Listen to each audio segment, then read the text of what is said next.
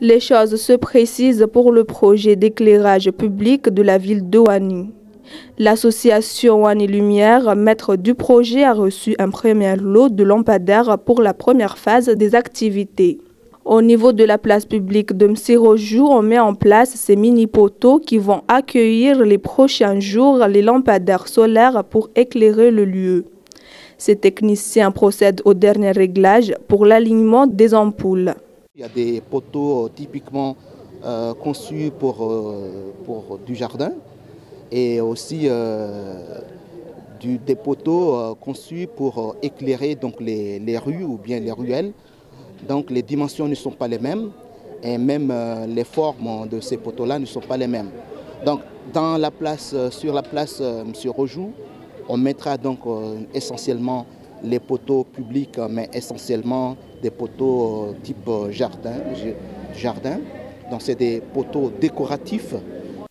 Pour cette première étape, tout est sous contrôle, nous précise le président de l'association. Maintenant, il reste des travaux parce que c'est un gros chantier.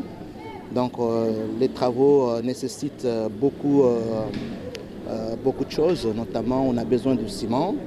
On a besoin aussi d'une main-d'œuvre pour pouvoir nous accompagner dans cette démarche.